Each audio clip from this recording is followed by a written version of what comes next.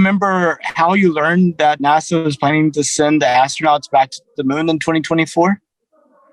Yeah, actually, so I got the confirmation around the same time that everybody did, early 2020. Yes, I do, and I was going to ask you, is that still on, considering all the changes we went through in DC, is that still on? No, I did not. Yeah, I found out through NASA's application call for astronauts, and I said, I'm doing that. And so coming from a developing country, I get this question the whole time in my country, people asking, why are we investing in space technology? We don't have roads. We need better schools, better hospitals. We need infrastructures. We have people that need food. So why are we investing in space technology? And my answer is always simple. Let's look at the problems that we can solve using space technology. But I'm sitting here, and, I'm having this virtual,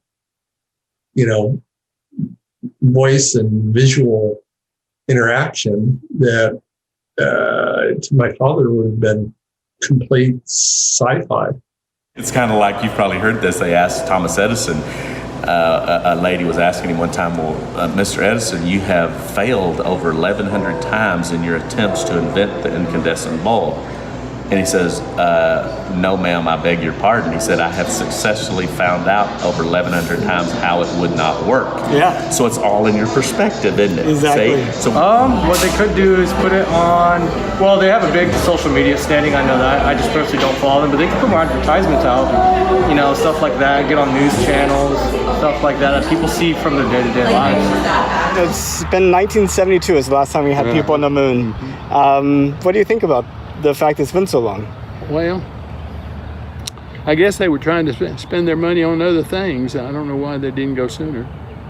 they're very noisy. There's your life support systems, which you hear the whirling, and you have, the machinery equipment and other, gas sounds. And then, as we know, as Perseverance has begun to send us back some sounds of Mars, the winds of Mars, we can just imagine all of the other sounds that will be emanating from the planets and the moons and elsewhere in the cosmos.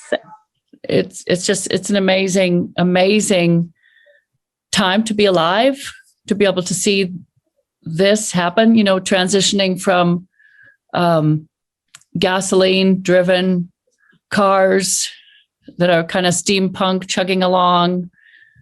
I'm driving down the road on using full autopilot, going past, I feel like I'm in the future already, driving in a Tesla. Yeah, I was just saying, because, I think there's going to be some psychological problems no matter how trained you are, because imagine you can't really go outside without your spacesuit because of radiation, and you need oxygen. And this is going to be for more than 100 years when people go to Mars. Nobody's going to be able to walk outside without the spacesuit, and for radiation protection and also for oxygen, right? And the hand washing and the mask and the social distancing, all that stuff, as anything other than precautionary is, to me, silliness. The politicization, is that a word? Politicization? Yeah, I think you understand. Making it political. Because I think about, the universe is expanding geometrically in all directions at the speed of light, which is faster than a New York minute and a nanosecond, okay? It's faster than that, right? So how could I think that we're the only humans? And now we got all this talk of these UFOs and what they're releasing. So I think there is. Yeah. I don't think, man. I just it's kind of creepy for me. Oh, really? Yeah, it's too much. I get motion sickness really easily, so I don't know about that one. And if you could, would you go to space? No. Oh, why not? Well, I'm not scared. I worked my whole life in the oil field around drilling rigs. That's all I ever did, but I'm not going to the moon.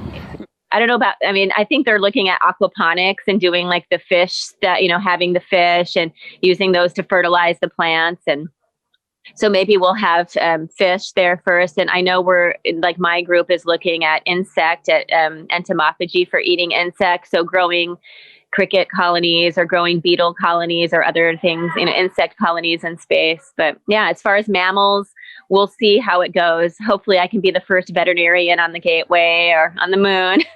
This is from Starship 10, given to me by an employee, so I know it's fine. It's not illegal. And the employee said that his job was to build the launch pad. And it is 4 millimeters thick. It's the same metal that the Cybertruck is going to be made out of. It's very heavy, very, very hard. And it's sharp too. I guess it just shred apart when it landed. Thank you so much. Nice to meet you. Nice to meet you. Bye-bye. Bye-bye.